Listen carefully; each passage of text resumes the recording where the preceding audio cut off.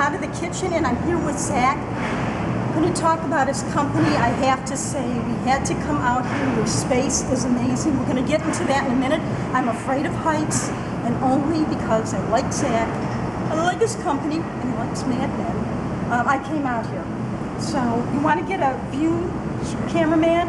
So No, right here. And Zach is going to talk about himself. Sure. Forgive me, I'm nervous. No, it's okay. So I'm Zach Dugow. I'm founder and CEO of Instacator, and we're here at the Instacator HQ.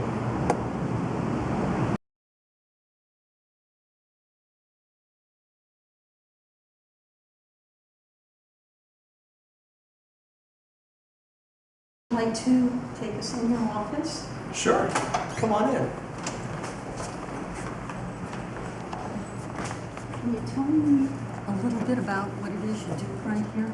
Sure. So this is the Instacator office. Right here we have, on our right, we've got Ryan, who does, how's it going? Hi, Hey, Ryan.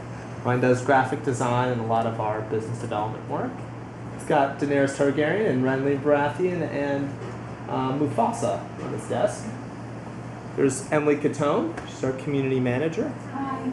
She works on a lot of the elements that deal with our prediction creation and our content creation, content management, team management.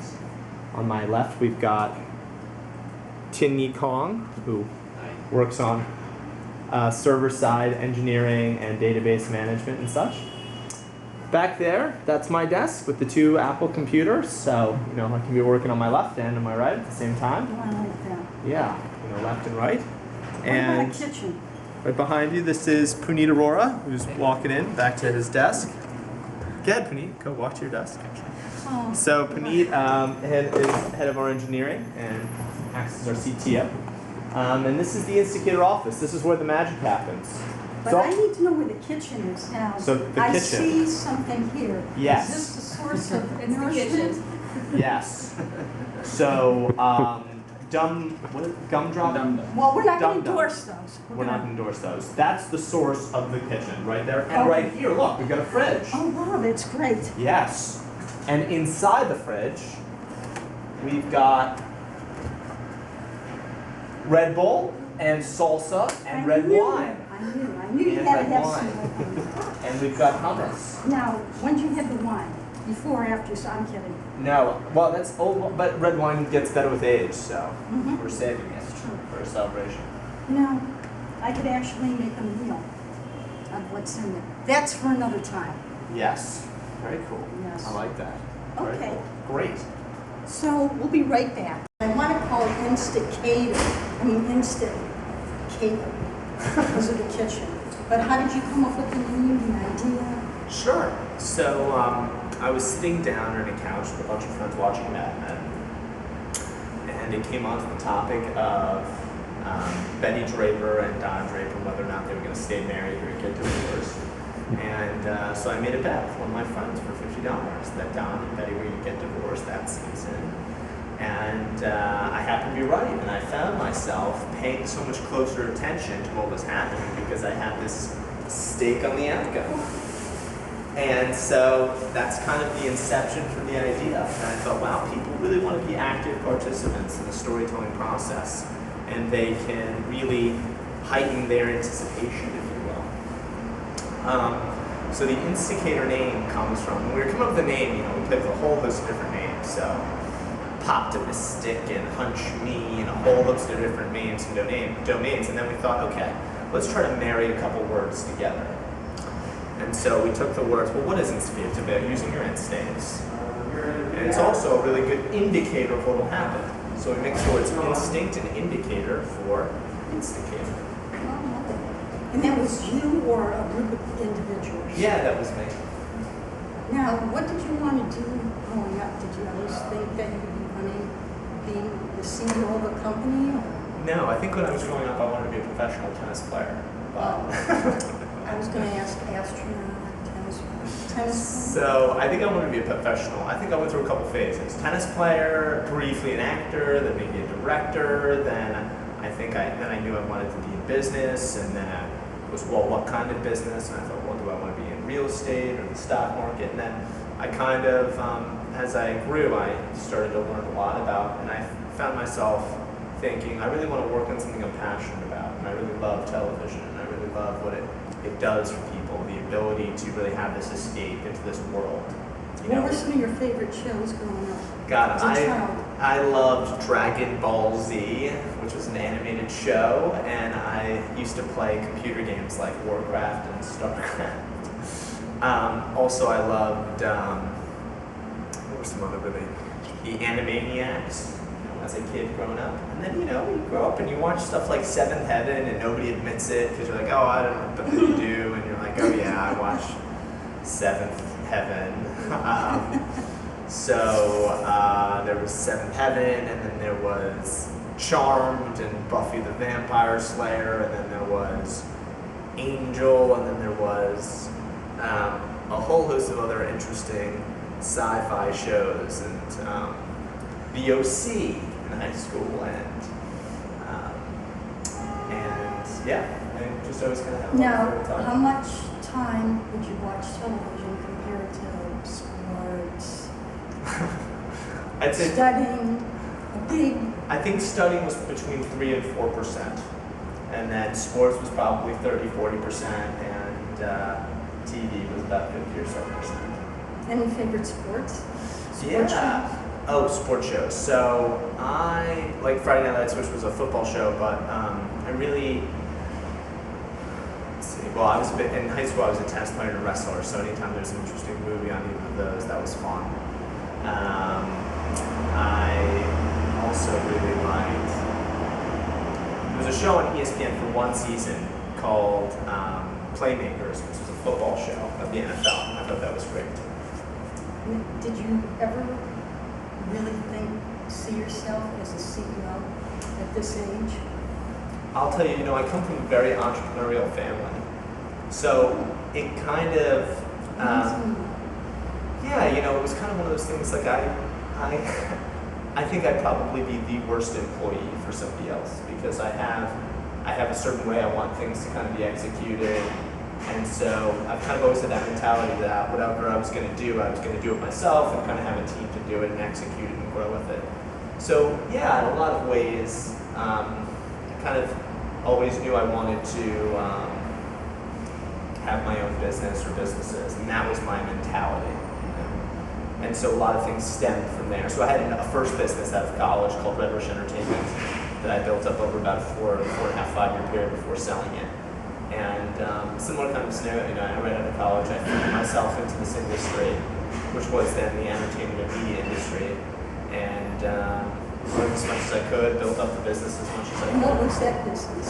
So that business was very much focused on nightlife events and working with different brands. We worked with Heineken USA, LeBlanc, Grey Goose, Fighting Buffalo, many others. And we put together these big events. We did online ticketing for the events, and so it's a very successful business. And that's kind of always been my mentality, to figure out how to execute things better and take the risk and make it happen. A recipe for success. Speaking of which, where do you see yourself in 5, 10, 15 years?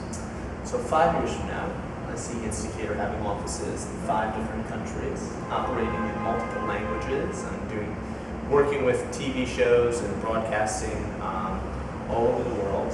What countries? Do you have any? So the U.S., specific in Brazil, the U.K., France, Canada, and the U.S. And I see us being able to, execute our strategy in all these multiple countries and have a really fast-growing, scalable business with, hopefully 5 years from now, hundreds of millions of dollars in earnings and a growing, robust workforce and happy employees. Speaking of which, you said you weren't looking for investors. You never know. Yes, you never know. Right.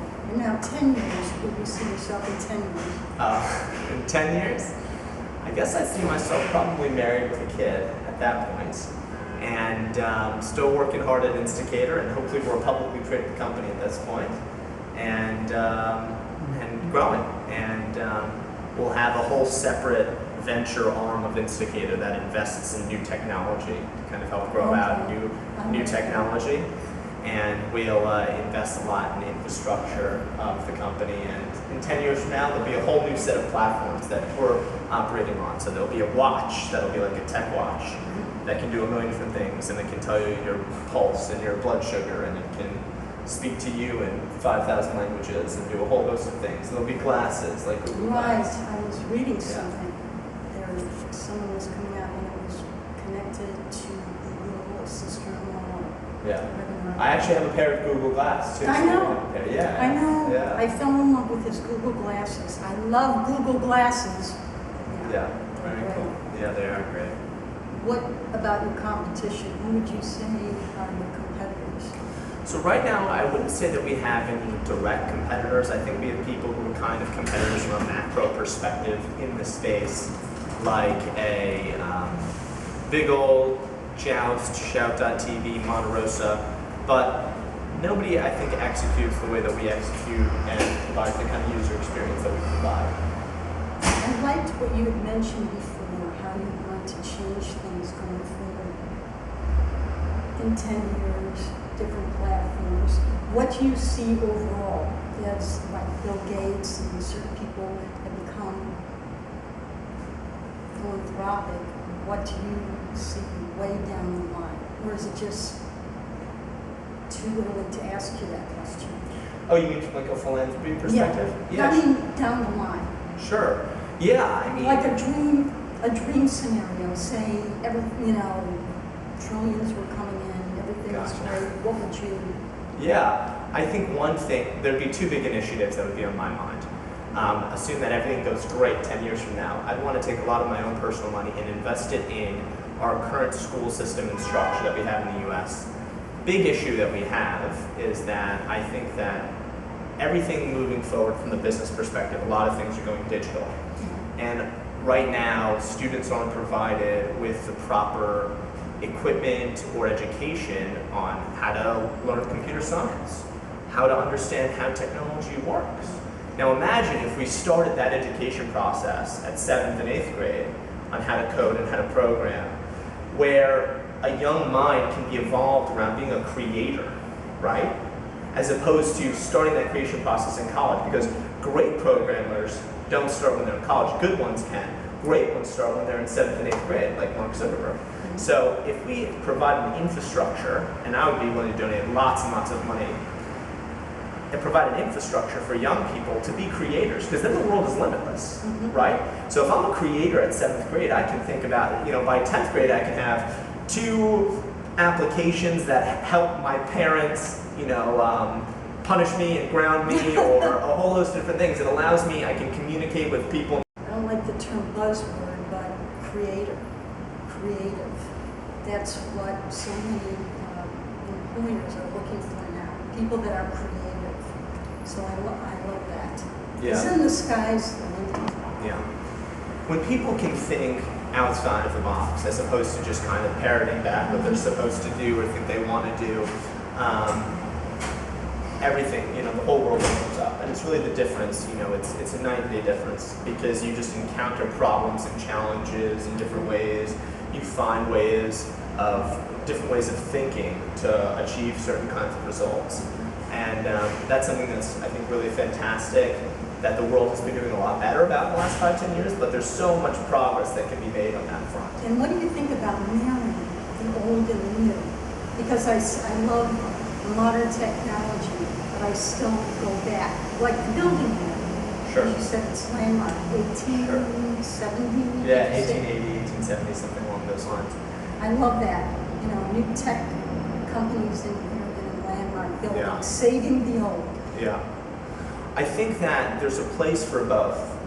And I think as long as, there will always be a place for both, for the culture and the history, right?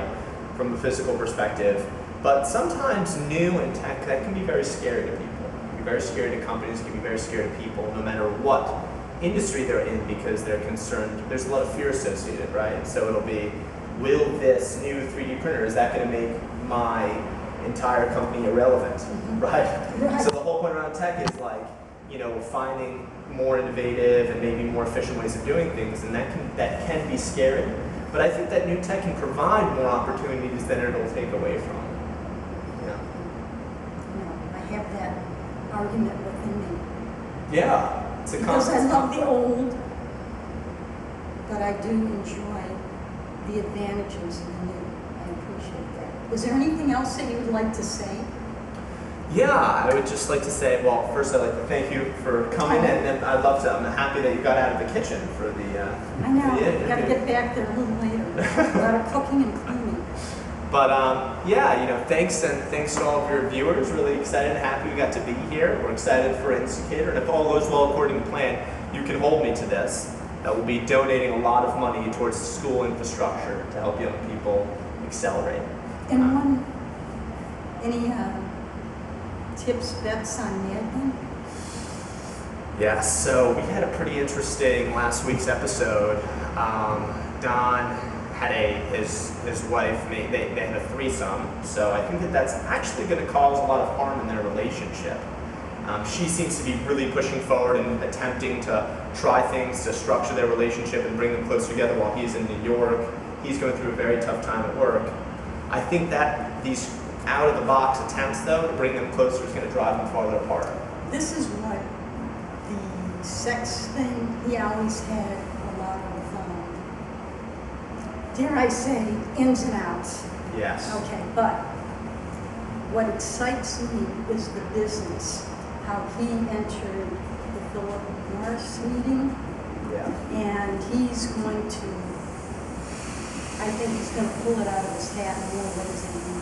He's coming back. That's what I'm thinking. On the business, personal, shaky. Business, I think that's my take. He's pretty alpha. Yeah, he went in that meeting and Yeah. said, you can force me into submission to work for you. But what he did, he put them in a catch Right. 22. So either way, he's going to come out ahead. It'll be, I think it'll be an interesting next Yeah. week's episode. Oh, and also, since we're speaking about the new tech, the computer at the office, Sure. and people, what you were just saying, fearing that. What did you think about that component of the show? Oh, I found that really interesting. That did represent, that computer obviously represents a whole host of, Right. the new way of doing things. And I think that every generation that kind of happens Mhm. on some way, shape, or form with something else. Yes. It'll happen for my generation, and then the next generation after, and soon they'll become the older generation, and something new will come along, and then everything they thought that they knew about the way that things worked and operated, that they've learned across their whole lives, kind of gets turned on its head. Mhm. So I thought that was a great Yeah, I element of know. the episode. Yeah. Well, do you think I can put on those Google glasses? Sure. Okay. You want me to go get them and you can put them on Yeah, for this? okay. Yeah. No, Okay. No. Okay. Okay. Okay, I'm putting Google glasses on. Very nifty. Very, very cool. How you like it? Cool? Definitely, Yeah. definitely. All right. Now let's make you a total instigator in that. Okay. Wow, they're very lightweight. They are lightweight, right? Okay, now I am Now an you're an instigator. instigator. Ooh, check it out. Very cool. Love Now it. you've got the sunglasses and the Google Glass together. The combination's perfect. I love it. Zach, I don't think I want to go back to the kitchen, but I have to, so. Got it.